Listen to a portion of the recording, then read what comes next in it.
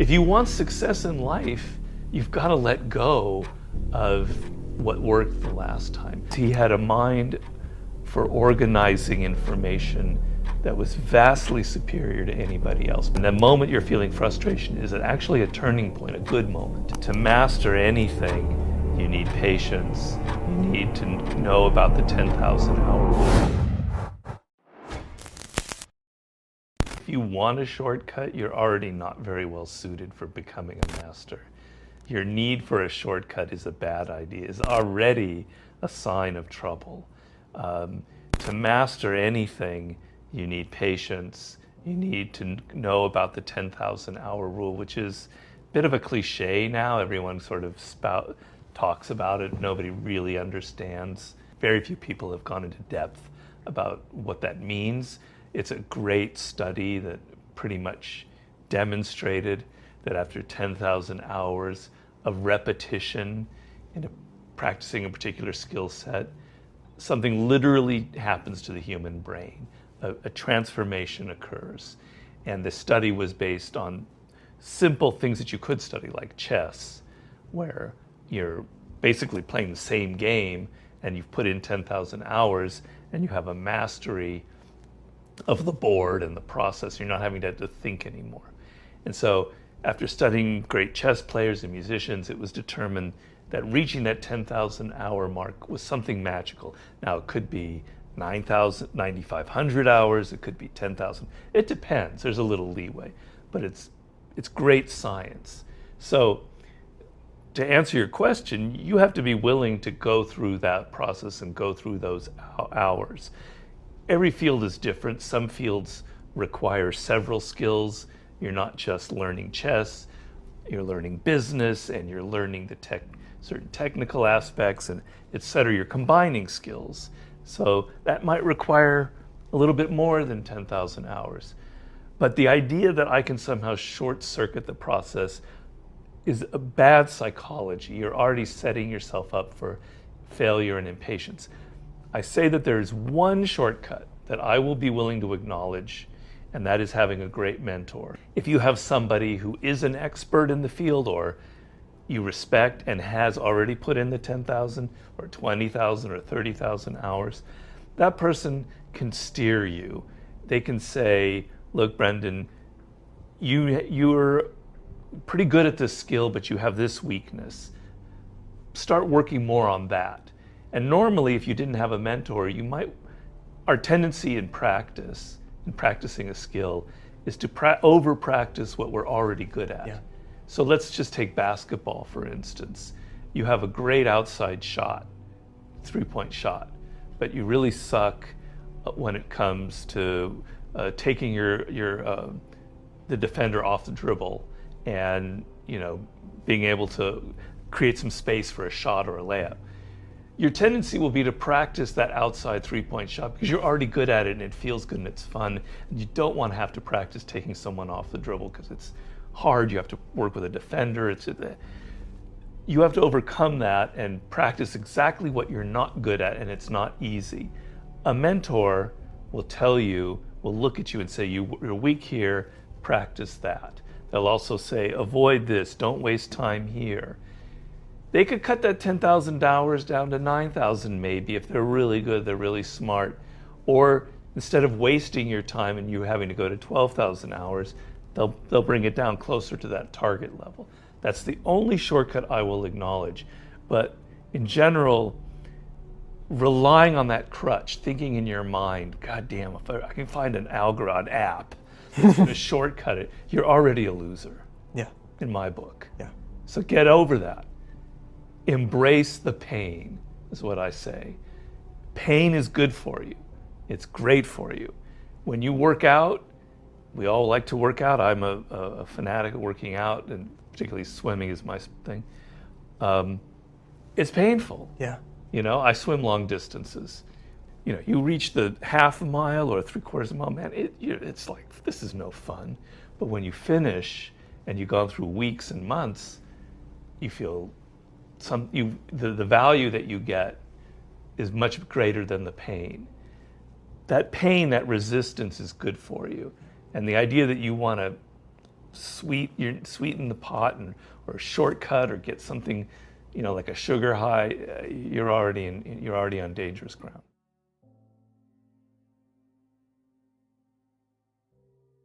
A lot of the time when you're reading a book, you're kind of the material that you're reading is, you tend to make it dead. And I'm thinking what you want to do is to make it come to life. So reading a book is like bringing something dead to life. It's like taking Frankenstein and imbuing it with life. Now, what do I mean by that? Well, you're kind of reading it mechanically, just the words. You're not paying great attention.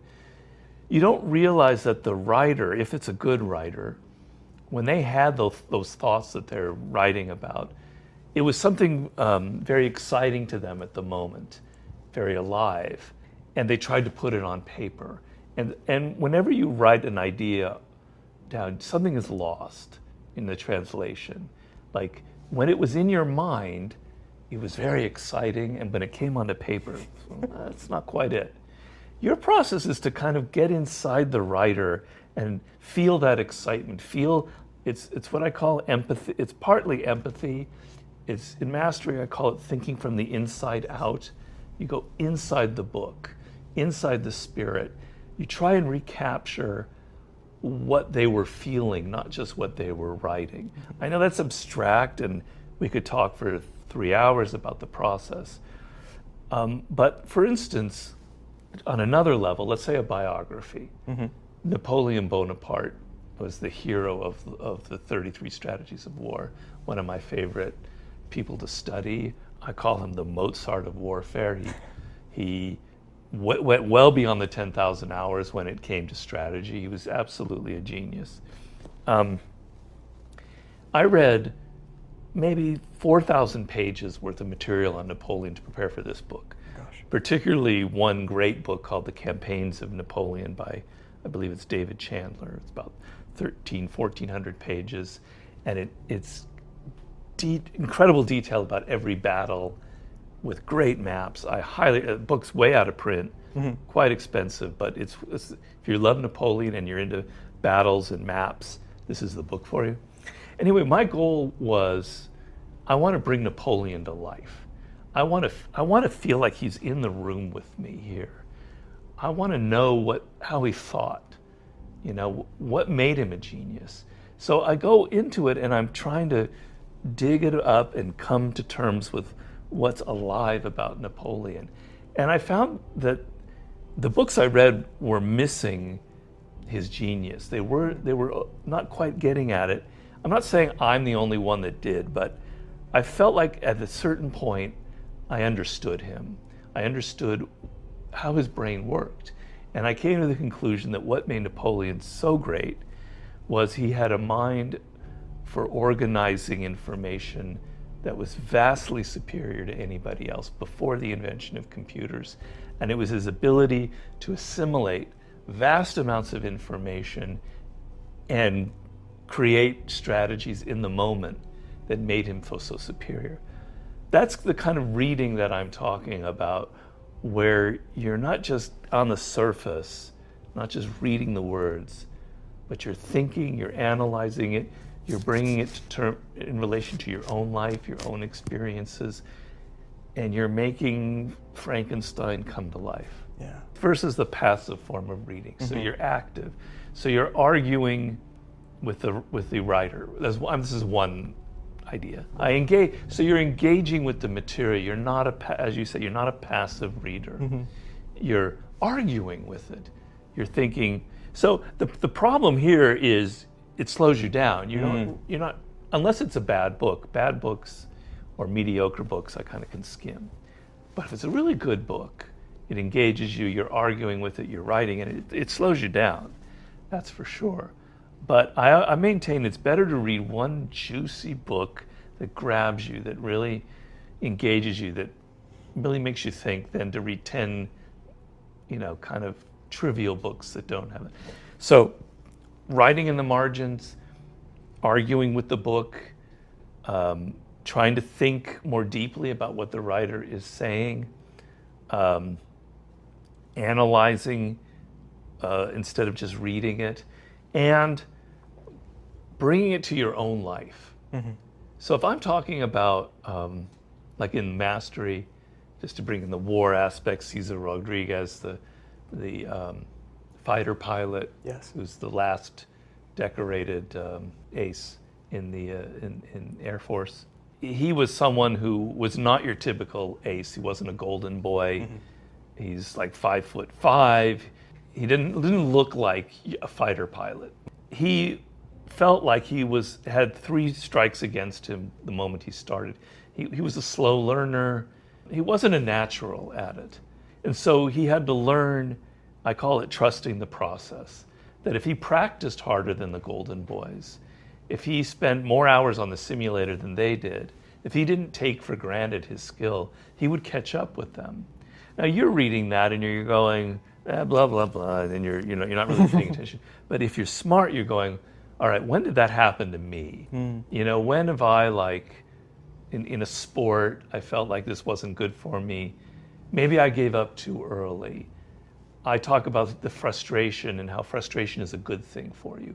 If you're frustrated, your body and your mind is telling you that you can actually overcome something, and the moment you're feeling frustration is actually a turning point, a good moment. Relate that to yourself. Don't read about Cesar Rodriguez and think blah, blah, blah, blah. Relate that to your own experience when you felt frustration and you either gave up or you pushed through it. That's active reading. That's making something come to life. If you don't feel frustrated when you're learning something, you're not learning. Okay. And you're deluding yourself. So they call that practice that I mentioned before, where you practice what you're weak at, deliberative practice in the business when people talk about skills. You're deliberately working on what you're not good at. Your tendency is to try and make things easy for you because you don't like pain. We humans don't like pain. So if you're going through your practice and things are really easy, I'm enjoying it, it's fun, you're probably not learning, you're probably doing this lopsided practice that we're talking about, and you're avoiding your weaknesses, and things are going too smoothly. It's the frustration isn't just the fact also that you're not mastering it, it's also that it seems like a mystery. You don't quite know what you need to do. Something is eluding you. That moment of deepest frustration is actually a signal from your body, physically a signal, that you're actually on the way to a breakthrough. It's a signal that something is churning up inside you and you're not yet aware of it. So a lot of that is based on anecdotal evidence, like a great mathematician, like this man Jacques Hadamard that I talk about. He would say his greatest breakthroughs, or Einstein, came just at that moment where you were about to give up. And there's a great instance of anecdote about the composer Brahms, and he was so frustrated with this one symphony that he was trying to write that he said, I'm giving up, I can't write it, that's it. And the moment he gave up, the next day, all the perfect solution came to him. So there's a lot of, and athletes talk about that. So I'm basing it on anecdotal evidence and my own experience. When I'm writing a chapter, I get so frustrated and so annoyed. My girlfriend, I'm like driving her up a wall, I'm just like yelling at the cat. I can't take it anymore. I'm the worst writer. I'm about to give up. And like, it's almost mechanical. The next day or 2 days later, it all comes to, it all fits. So if you go through that enough, you know that frustration is a good thing. And once you know that, it's very liberating because you're able to wait for the breakthrough moment that will come. You don't give up. You give up, maybe, but you're kind of kidding yourself, knowing that the moment you say, I give up, tomorrow or the next day, the great idea will come to you. And I'm a practical person, so I never tell people, just go follow whatever you want to follow, it's because that's bullshit. You have to make a living. There are only so many different kinds of positions you could go after. But within those constraints of the field that you're in, there's some room, right? Yeah. And the problem that most people have is they follow what other people are doing, or they follow the career path that leads to the most money, the most attention, the most glory, that seems like the most exciting, the sexiest thing, because that's what other people are doing. And they're not actually looking at what their inclination, what I call your own inclinations are, who you are, what you actually really love.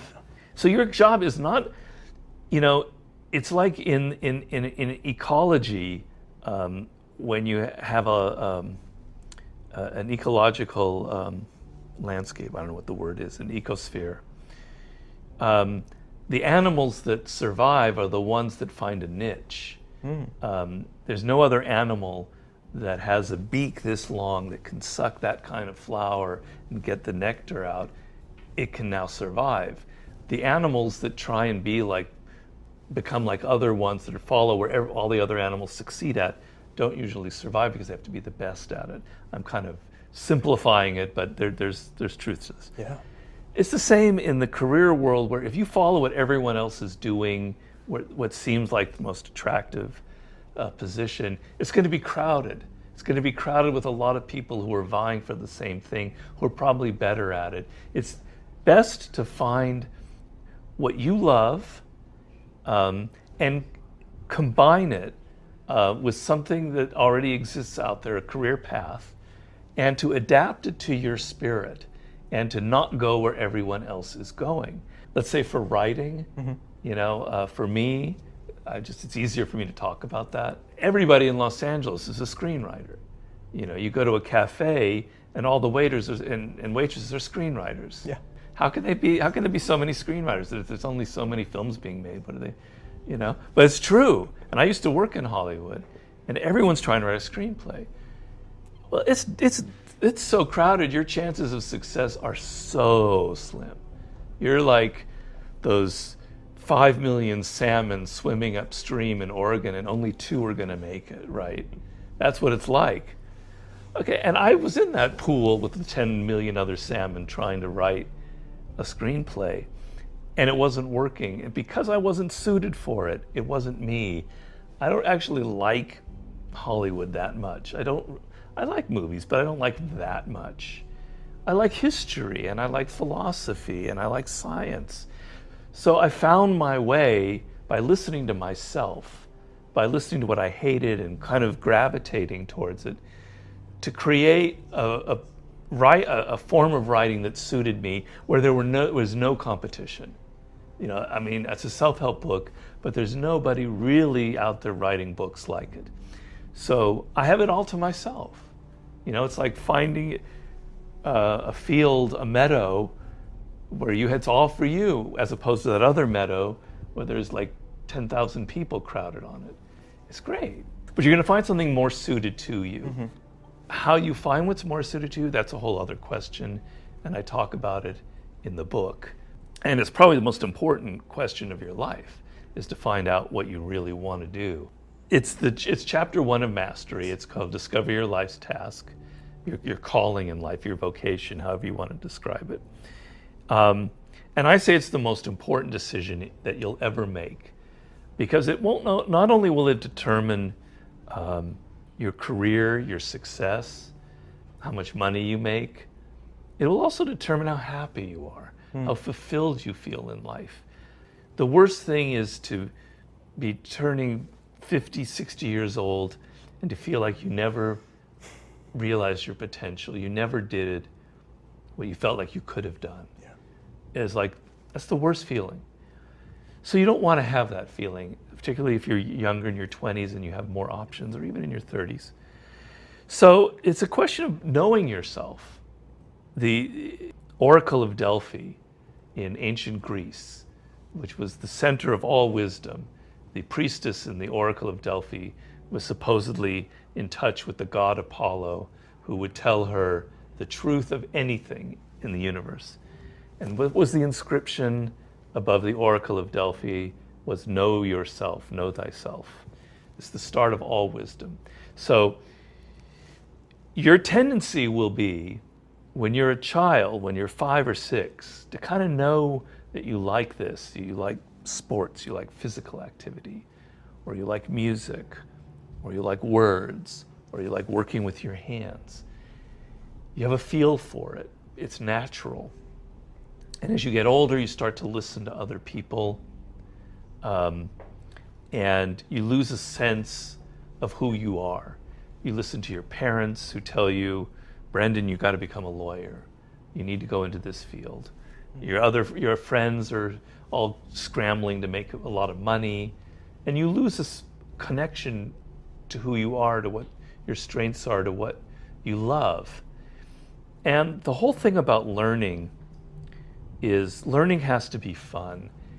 I know I'm contradicting myself in that I said frustration is good, but you need to also love what you're studying. So I give the example, I've said it many times in interviews, that if you're wanting to learn French, for instance, in university, you could spend years learning French from a professor, and after 2 years you go to France, you can't speak a damn word, right? Because you really weren't that interested, you weren't listening, it's not exciting, it's not fun. But you go to France and you meet a French girl and you're really excited. All right, now you're motivated to learn French. You're really motivated. And it's fun. Mm-hmm. And you're listening to her and you're listening to others. And suddenly, in 2 weeks, you learn what in 2 years you never learned. The mind is more receptive when you're excited, when you're liking something, when you're interested in it. So we were talking about shortcuts. Well, it's not a shortcut, but it streamlines the process a little bit, because when you know that in your own experience, when you're studying math and you don't like math, it goes in one ear out the other. But if you love math, you're paying deep attention and you absorb things. Connecting to the subject, loving it, you will learn much faster. So you have to know yourself. You have to know what you're good at, what you love. Know yourself. Know what that is. For me, it's language and words, etc. It's getting in contact with who you are, what you love, going back to that child, rooting out all the voices of your parents and your friends, finding those things that when you read online and you find a subject, what your eyes light up at, what you want to explore. It's a process. It's not going to happen overnight. It depends on how old you are, where you are in life. It's never too late to make an adjustment or to find who you are. I didn't write the 48 Laws of Power or start writing until I was 36. And up until that moment, I was kind of a lost soul. I was kind of unhappy and I was wandering around. It can take time. As long as you're trying, as long as you're exploring, it'll probably come. But if you're only following what other people are doing, you're in trouble. You might succeed for a while. You might get that law degree and make money, and when you're 28, like your mom and dad want you to. But by the time you're 34, you're tuning it out. You're drinking. You're getting on drugs. You fall into various addictions, and it may not be something that destructive, but it's not engaging you. And you might have succeeded for a while, but you're going to pay a price. I'm telling you, it's the most important decision that you can have, is connecting to it and making it practical. So you're not going to want to become a poet or a rock musician just because you love music. All right, I'm going to start my own band. That's not necessarily practical, okay? But you love music. All right, let's find a path in music that is practical, that you can use. And maybe it will end up being a rock band, who knows? I don't want to discourage that, but I knew I wanted to write. That gave me the latitude to explore this vast area and then find my niche. Mm-hmm. You know that you love working with your hands. Okay, explore this. Or you love computers. Explore the whole area and you'll find your niche. But you've got to know what that first overall ecosphere is that you want to explore. I want you to look at it as life and death, because you can spiritually die from engaging most of your working hours, your mental energy, in something that you don't love. We don't have to follow what our father did. I don't have to become what, in the past. You sort of were kind of more pigeonholed into what careers you could have. And there's this vast area on the internet, et cetera, access to information and knowledge. So it could be a golden era for finding yourself in this way. There's somebody I talk about in there, Paul Graham, who started a company most recently called Y Combinator. I mean, he started it 12 years ago and he sold it, but it's a $1 billion company in Silicon Valley. He's a genius, he's a master. And I like his story because of the path. He loved computers. He was a hacker, a real hacker, when he was 17 years old, back in the 70s, when hacking was, there weren't very many of them. And then so he got into computer sciences, and he thought that was his path. And AI in the late 70s, when AI was nobody knew about it. And then it wasn't quite working. He wasn't happy. It didn't feel right. He hated academia. He hated politics. He hated offices. He's a rebel. He gave it all up. And he decided, I want to be an artist. I want to paint. And he went to Italy and he went to art school and he learned to paint and he really loved that. And then he came back to New York and he was kind of an artist in his loft in New York. He wasn't making any money, but things were okay. And then he heard an ad on the radio in 1995 saying that the future of the internet is people will be selling things on the internet. And suddenly a light bulb went on in his head. He goes, man, all right, I've had all these skills. I could make a platform that will allow people to buy things on the internet. And I can design it because I've been studying design.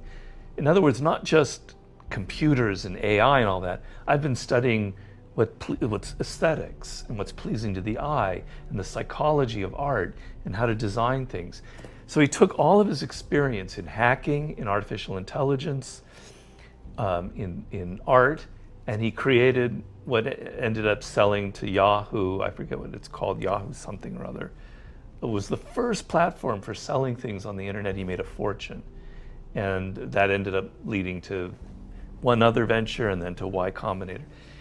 He didn't know what he was doing. He was lost. He tried different things, and by the time he was 30, he had developed 5 skill sets, literally, that were so solid that it would come together at some point. Something would trigger that moment. Hearing something on the radio, it may not have been that. It may not have been Netscape. It may have been something else. But it's like a soil that was so fertile with skills. Something great was about to happen, and that's a path I think is really rich to imitate. Yeah, people don't realize Steve Jobs was actually not much of a computer person. He was quite mediocre in his computer skills. It was Wozniak who was the hacker. I mean, he wasn't terrible, but that wasn't his strength. His strength was design. Mm-hmm. And his story is interesting because when he's like 5 or 6 years old, he's walking with his stepfather somewhere in Silicon Valley where they grew up. He grew up in Northern California, and he passes an electronics store with all the gizmos in it of the time with their tubes and everything. And he goes, wow. He got so excited by technology, but the design of technology, and this is a 5-year-old, that's what I'm talking about, like when you're a kid, in a very visceral way, something strikes you. And that's what he ended up becoming. It wasn't technology, it was the design element. That's what his genius was bringing together a pretty good knowledge of technology with a great knowledge of fonts, calligraphy, modern design to create his greatest breakthrough, which people don't realize, which was the iPod that started all of the changes that we now have. So he's a perfect example of what we're talking about. Yeah. There's a whole literature about what we call the psychotic boss. We've all dealt with that. It's the boss where nothing you can do quite will ever please them. They're very difficult. And it's a really awful situation. And then there are gradations where there's the less than psychotic boss, but he or she's just an a-hole, and they're just really hard to deal with, you know? Yeah. We've all been through that. Well, okay, so what I'm talking about and what you're referencing is you have to realize the worst thing is to take everything personally and get emotional. Mm-hmm. So people who are psychotic bosses, their power is in grabbing your emotions and entangling you in a drama. They're better at it. They're more aggressive. They're nastier. They're more difficult. They're more amoral than you are. You're never going to win playing to their strengths. They thrive on making you emotional. So you have to learn, in general, in life, to stop taking things so emotionally. Now, it's not everything. I do want you to fall in love and have a family and love your children, etc. But in the work world, it pays to cool things down and to realize that it is never personal. So when you're facing this person, this boss, your tendency is to take it personally, to think their anger and their difficultness and their aggression is directed at you, that there's something about you they don't like or whatever. It's never about you personally, never, hardly ever. People who are like this, I go in the book, I delve deeply into their psychology. I give you numerous ways for understanding them. But the gist of it is they're reenacting dramas from their own troubled childhood. They have terrible issues. They're reliving things from their horrible father or their mean narcissistic mother or whatever it was. Generally from very early in childhood, maybe a little bit later. And you're the target. They're just simply replaying their old dramas with new actors. It's not personal. It has nothing to do with you. Don't take it personally. See them for what they are. Understand that they are twisted people with some kind of issues. And I talk about what these various issues are. I go into it, into all the different types of horrible people that there are in this world. And there are a good many types of them, from the passive aggressive to the narcissist, to the control freak, to all those types, you know. Knowledge will liberate you. Knowing that this is what is motivating them, all right, now I have options. I don't have to react. I don't have to get emotional. I can retreat. I can withdraw. I can play certain games on them that'll, if you want to infuriate them and imbalance them so they'll leave you alone, you have more than enough material to do that. You have deterrent strategies from deterring them from being aggressive. You have options when you have knowledge. The other thing is you cut them down to size. You see them as the little child stomping their feet. In the war book, I'm having to read, Joseph Stalin is sort of my quintessence of the awful psychotic boss. There's nobody worse in history than Joseph Stalin. Imagine you have a boss that if you anger, you're sent to the gulag and you're going to die. So you have a boss that is holding life and death over you. He's terrible. He's horrible. I talk in War about the great Russian composer Shostakovich, who suddenly is meeting face-to-face with Stalin. He's so intimidating. Basically, this other person that was in the meeting was saying, Stalin was upset because this was a meeting about who was going to compose the new national anthem for the Soviet Union after World War II. And Shostakovich had written something, and Khachaturian and something, and Stalin was critiquing these people, and this one guy, and he was critiquing this one man's orchestration, and the man said, "Well, you know what? I actually didn't orchestrate it. This other guy did." And Shostakovich was realizing he just signed the death warrant for that young man who did the orchestration by saying that he did the faulty orchestration. It literally was going to mean that. So Shostakovich, in a flash, realized that it didn't fall for Stalin's intimidation game. He saw him as a little child, as a 6-year-old boy with a philandering father and a mother who beat him and an awful childhood, and he cut him down to size. I'm not intimidated by this man. He does not intimidate me. And in that moment, he had presence of mind, and he said, oh, such and such, your orchestrator is a very fine orchestrator. You shouldn't blame him. You should do your own orchestration from now on. He sort of saved the situation. But the mental process was, he cut this person down to size. He didn't fall for the myth. He saw them as a human being with temper tantrums, with issues, etc. When you fall for the myth, when you start thinking that they're greater than they are, when you start trembling, when your bowels start moving from fear, you're in their grasp. When you're reasonably calm, you maintain your presence of mind, you see them as a little baby that's throwing a tantrum, or whatever it is, you've got some control and you have options. If we're talking about strategy, the number one strategic principle that I say is the most important of all is the person who has options, has more options, is the one who will win in a competitive situation. If you only have one option, you're generally under the control of your opponent. But if you create a situation where you're there and you can go here, here, here, or here, that means you can react in the moment and you can take the path that might be the best for that situation. You always want options. And when you get emotional, when you react, when you get caught in their drama, you have only one option: anger.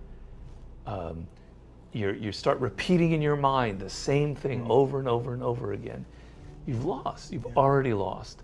When you're calm and you can not say anything, you can quit, you can be a toady for a few moments but not really feel like that's who you are. All right, you can choose. You're in control, and that asshole boss is not in control because you have options. Wow. It's a certain philosophy of life, of flowing with what, water can wear down the largest boulder. Give it 500 years, it'll turn that boulder into a pebble. And it's just through the force of that water. If you've ever taken a dam and released it, the power in water is intense. It can kill you. It has so many. It's also the source of life. Without water on this planet, we wouldn't even be here talking. A planet without water is a dead planet. And it's the greatest metaphor for strategy in Asian strategy. Now, I'm a great fan of Asian strategy, maybe more than Western strategy, because I think they understand strategy better. And those in the West who do understand strategy are more aligned with Asians. So von Clausewitz is actually kind of similar to Sun Tzu. Napoleon was probably the Western general who actually is most like what's the ideal of a Sun Tzu general, at least the early Napoleon. And for Sun Tzu and for Asian philosophy, water is the essence of strategy. It's adapting to the moment. It's always flowing to where you can channel it, where it's being channeled. It's using the kind of energy of the moment, what Sun Tzu calls shi, the kind of position of ultimate power is like water that's been dammed up and now it can explode. So the formlessness of water, it's the last law of the 48 laws of power is appear formless. I forget what the verb is never taking a form, is being fluid in life. Is people don't know you, they can't predict what you're going to do next. You're always reacting to the moment. The word flow for rappers, it's got so many points of convergence when it comes to powerful thinking as opposed to rigid thinking that thinks in terms of preset concepts. That I'm just drawn to it from 1,000 different directions. And I've even built it into my new book. I'm always somehow returning to water. But I think it's just the essence, it describes the essence of true strategic thinking. And most people are not fluid in life. They're always coming at life. They're fighting the last battle. Mm-hmm. They have certain preconceptions, certain stereotypes. They're not in the moment. When they are interacting with a stranger or a new person, they're never quite keying into what makes them different. They don't have flow. If you want to be successful, you got to learn to loosen up. If you want success in life, if that's your goal, if you want to win, you've got to let go of what worked the last time. So it simply comes down to this formula. Do you really want to win? If you really want to win, if you're not bullshitting, if you're not trying to act like you want to win, but you're just all into the attention and the ego, then go ahead and use the strategy that worked a year ago and think that it will work again, because your ego is tied to that. You think that strategy that worked a year ago was because I'm brilliant. Well, maybe a little bit, but also because the luck, because of the right moment, there were factors. It wasn't just you. You need to adapt.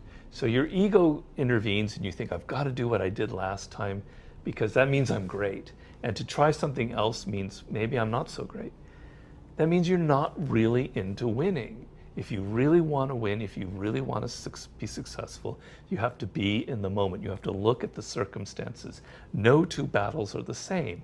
Yes, there are similarities. Yes, Hannibal's defeat of the Romans at Cannae bears some similarities to some of the counterattack strategies that were used in World War II, or I don't know exactly what, but there are some parallels. But it's never the same, right?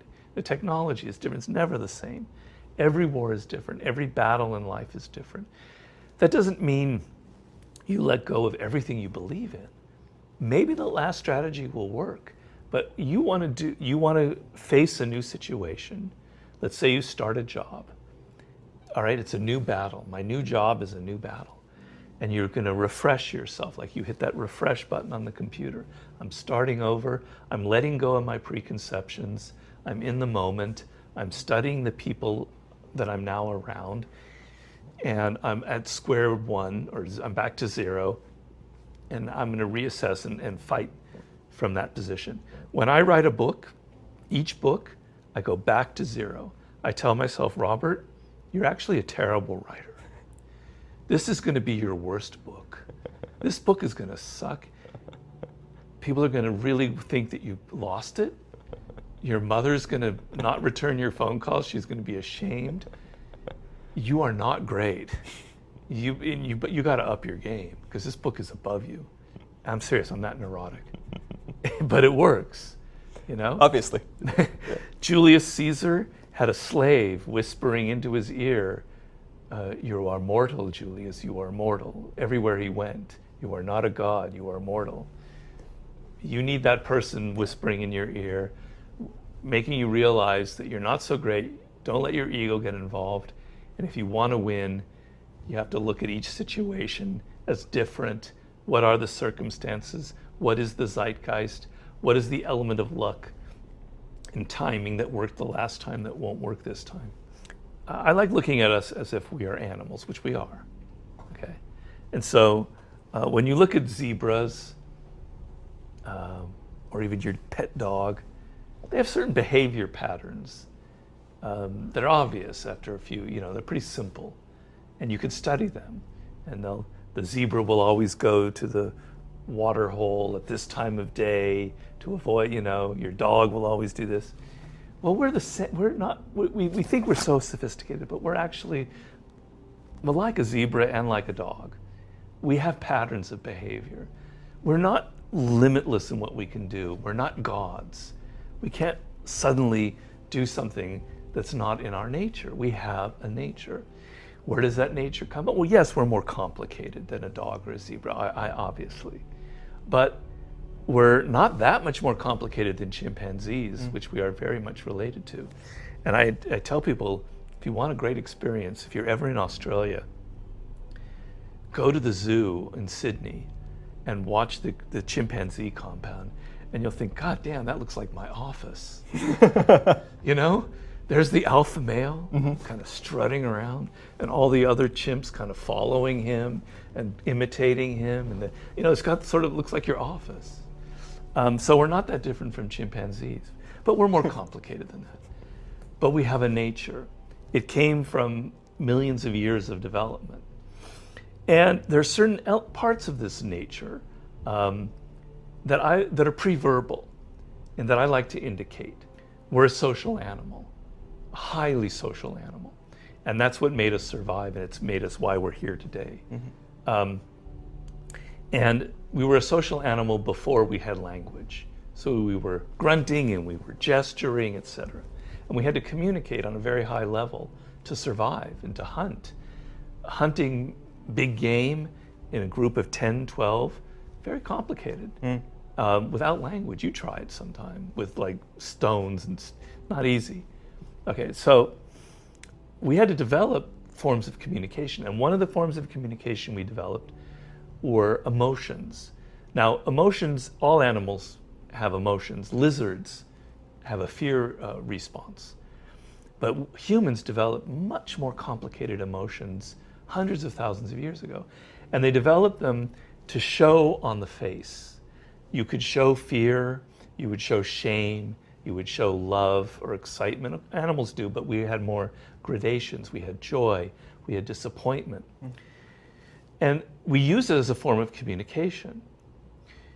What this meant was, as a highly social animal, was that our emotions communicated themselves to other people very quickly, and they were contagious. So if one member of a group suddenly felt fear because something was on the horizon, perhaps a leopard was nearby, the group would see it and they would all feel fear together, and they would react together. It bonded the group more tightly. It allowed them to respond to things quickly. So hundreds of thousands of years ago, we developed susceptibility to the emotions of other people in a very powerful way. All right, fast forward a million years later to us here today on the internet, scrolling around Facebook or Instagram or whatever the hell you do. You're constantly feeling the emotions of other people. You don't know it. You think you have your opinions, your ideas, because you're just such a smart, rational, independent person. It's bullshit. Your ideas, your emotions, so much of what you think and feel come from other people, viral effects, what everyone's clicking on Facebook, what you're seeing on the screen, what people are excited about or outraged about. Go to a rock concert or any concert and you feel this wave of emotion, everyone bonding. Yeah. It's that animal part of you. Now, that's an element of human nature. That's one of them. I have 18. Okay, it's chapter 14. I talk about the social effect. I talk about our conformity, our conformist principles. It's a nature, it's an element that developed before we were aware that we had language. And it operates within you today on the internet. The most sophisticated piece of technology elicits the same reaction as Homo erectus 800,000 years ago planning a big hunt. We're not different. And so human nature are these forces that operate in us that we don't control, we cannot control. They make us feel envy. They make us feel aggressive. They make us irrational. They make us have a dark side. Everybody has a dark side that they try and repress. It makes us, I don't know, as I said, I have 18. Yeah. It makes us afraid of death. It makes us respond to authority figures a certain way. And these forces were set in hundreds of thousands of years ago. Yes, we've progressed. Yes, things are not the same. I would be an idiot to think that we're exactly the same. No, there are differences, but they're not as many as you think. We're not so different from the people in the Bible. Joseph and his brothers, and the envy of the brothers because he was the favorite of the father, and they threw him in a ditch to die because they felt envy. Envy is a very powerful factor in the world today. So my insight is, we're not really aware of who we are. We think we're this creature because we live in this sort of conscious realm with our daily thoughts. But actually there's this stranger inside of us, this animal that has these forces from so deep in our past, that's actually very powerful. And you're not even aware of how it governs what you do. And by becoming aware of it, something changes. I've noticed it in myself in writing the book. So I have a chapter, for instance, on narcissism and self-absorption, which is clear. Humans are self-absorbed. We've gotten worse in that way. But our tendency is to think, she's a narcissist, he's a narcissist. Never me. It's not me. Are you kidding? I'm the most loving, giving, caring person around. Of course. Well, in writing the book, I realized, I am a narcissist. I am one. Come to terms with it, Robert. You think mostly about yourself. You are kind of in love with yourself. You think your ideas are great. You think, etc. All right, now with that awareness, I can catch myself and I can go, and I make the case that being a narcissist isn't all bad. It's good to have self-love. Because if you don't have that, then you become what I call a deep narcissist, which is very dangerous. You need self-esteem, you need a sense of self-love to anchor yourself in life. So it's okay to be a narcissist, but it can go too far. But now with awareness, I can catch myself and going, all right, you're being that now. And you're closing yourself off from other people, and you're not, this is narcissism in you. And here's aggression. Oh, it's always the other person who's aggressive. I'm not aggressive. I'm so peace-loving. I'm a dove. I never start anything. No, that's not true. You're just as aggressive as anyone else. Women are just as aggressive as men. Let's get over that fallacy. Women have aggressive energy. They might make it into passive aggression, but men can be passive aggressive too. We're an aggressive animal. We're not violent. I make a distinction between violence and aggression. We don't go around killing, not most of us, don't go around killing people, but we have aggressive energy, and it can come out in certain circumstances. When you're aware of it, now it changes. Instead of trying to repress it and act like you're a saint, like, wow, man, I'm so PC, I'm so great. And then what happens is, because you're in denial, you actually become very manipulative, because you're denying your true nature. But when you're aware of it, you can channel that aggressive energy into positive things, like standing up for yourself. You're in a negotiation situation. Normally you're weak. Normally you're not so strong. You let them kind of determine, all right, no, here's a place where I can become aggressive, and it's right. You're negotiating your contract. You don't want to be grandiose, but here's a time when being aggressive is good. You want to be aggressive with your work. You want it to succeed. You want to be persistent. When something is unjust in this world, when you think something is unfair, you want to be aggressive in fighting it. Okay, I know I'm aggressive, here I can challenge. So awareness of your nature is so much better than denial and repression. So that's the fundamental insight. You don't know who you are. You have these dark forces in you that are governing you. Awareness of those forces is a very liberating thing. Strategy is a combination. The reason why I like strategy is I'm a practical person. And there's so much bullshit in the world today. People just talking and talking and talking and talking, and they don't mean anything. It doesn't mean anything, right? Strategy is getting results. It's the bridge, I call it the bridge between an idea and the result. And if you're not strategic, you never get the result that you want. So it's a great thing. So it has to be a combination of two things. It has to be the idea and the bridge to the realizing the idea. And one without the other is useless. So if you read a lot of great books on strategy, it's kind of useless. And if you only try and get things done, you don't have a rich enough mind with enough options in your brain to choose from.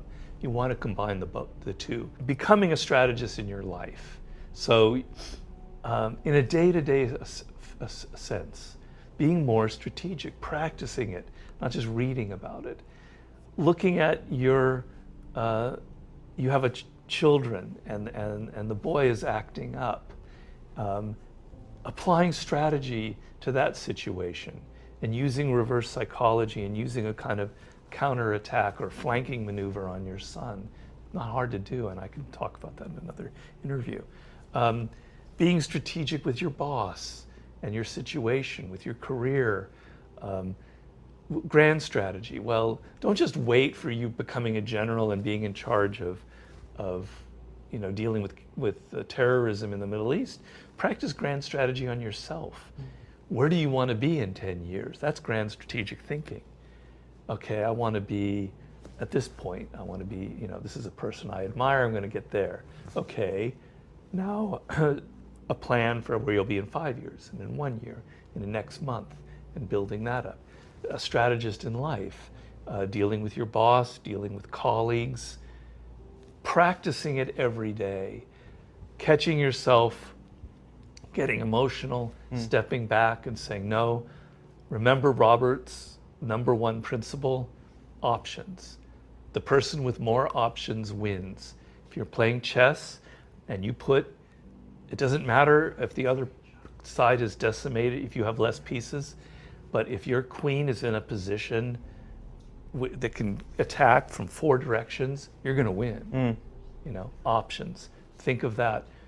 You're in a new situation. How can I have options to maneuver? Be a strategist in life, not just reading the books. That's my main advice.